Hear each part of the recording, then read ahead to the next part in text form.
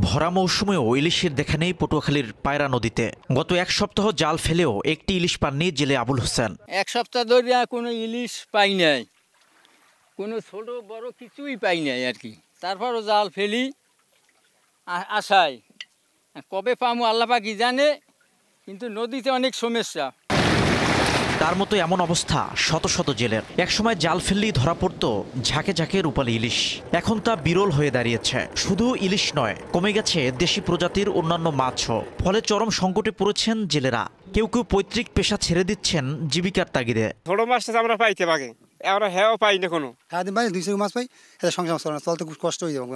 আমার এইরকম মাছ আর হয় না। মাছ হয়ে যায় জাল টাকা দিয়ে মানুষ দিনে জাল কিনি, দিনই থাকি যায়, কিন্তু মাছ পাই না, দিয়ে না দিতে পারি না। যখন ডিম ছাড়ার সময় হয় তখন মাছগুলো যখন কুলে ওড়া ধরে, তখন ডুবোচরের কারণে মাছগুলো বেশিরভাগ উঠতে পারে না, না পারার কারণে কিছু মাছ ওই চরে লাগে ঠেক খাইয়া চলে যায়।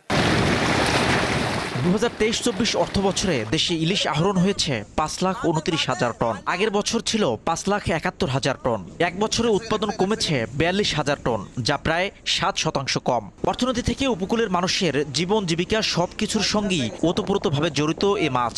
কিন্তু দূষণ আর জলবায়ু পরিবর্তনের অভিঘাতে হুমকির মুখে দক্ষিণের নদ নদী। বিপন্ন হয়ে উঠেছে ইলিশের ভবিষ্যৎ।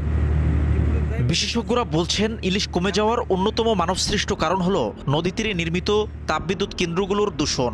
2017 সালে পটুয়াখালীর কলাপাড়ার রামনাবাদ নদী তীরে চালু হয় পায়রা তাপবিদ্যুৎ কেন্দ্র। এরপর 2019 সালে পাশেই নির্মাণ হয় RNPL তাপবিদ্যুৎ কেন্দ্র। আর 2024 সালে বরগুনার তালতলিতে চালু হয় বরিশাল ইলেকট্রিক পাওয়ার প্ল্যান্ট। এসব বিদ্যুৎ কেন্দ্রের কয়লা আমদানির জন্য প্রতিনিয়ত মাদার ভেসেল থেকে লাইটারের জাহাজে খালাসের সময় নদীতে পড়ে যায় বিপুল পরিমাণ কয়লা। অন্যদিকে বিদ্যুৎ কেন্দ্র থেকে নির্গত বর্জ্যে দূষিত হচ্ছে দক্ষিণের নদ নদী। ফলে হুমকির মুখে রামনাবাদ, আন্ধারমানিক, পায়রা, তেতুলিয়া, আগুনমুখা, বিষখালী আর বলেশ্বর নদীর জীববৈচিত্র্য। দক্ষিণ অঞ্চলের যে নদীগুলো, সেটা আসলে ইলিশের জন্য একটা অভয়ারণ্য ছিল, যেখানে ইলিশ যখন ডিম পাড়ার সময় হয় তখন তাই নদীতে আসে বা আসতো। কিন্তু এখন কিন্তু এটা ওইভাবে লক্ষ্য করা যাচ্ছে না।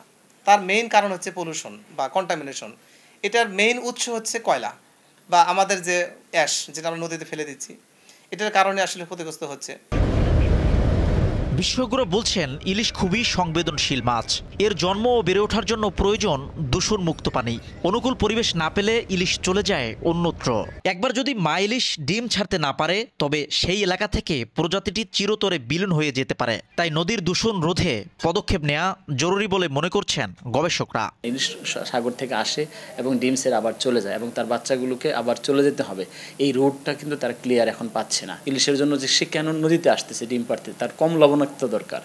এই যে লবণাক্ততা, দূষণ, তারপর আপনার পানির যে অন্যান্য গুণাগুণ, তাপমাত্রা এবং গ্লোবাল ওয়ার্মিং, মানে কি তাপমাত্রা বেড়ে যাচ্ছে, তো এর ফলে তো তার জন্য যে পরিবেশ দরকার সেটা বিঘ্নিত হচ্ছে।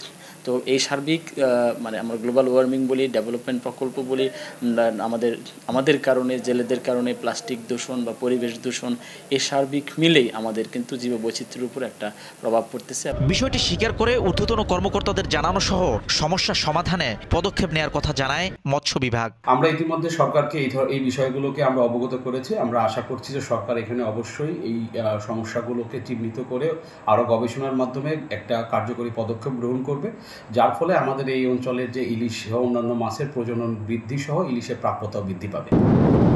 দেশে ইলিশের 6টি অভয়াশ্রমের মধ্যে 2টি পটুয়াখালীতে, একটি আন্ধারমানিক আর একটি তেতুলিয়া নদী। এছাড়া আগুনমুখা ও রামনাবাদ নদীও ইলিশের ডিম ছাড়ার উপযোগী এলাকা। অথচ এসব নদীর পাড়েই নির্মিত হয়েছে কয়লাভিত্তিক তাপবিদ্যুৎ কেন্দ্র।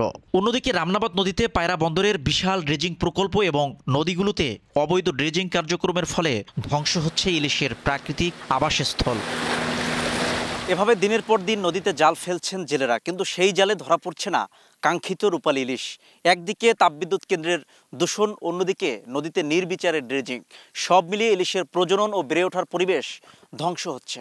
তাই দ্রুত সময়ের মধ্যে পদক্ষেপ না নিলে ইলিশ নির্ভর অর্থনীতিতে বড় ধরনের প্রভাব পড়তে পারে। শিকদার জাবির হোসেন, সময় সংবাদ, পটুয়াখালী।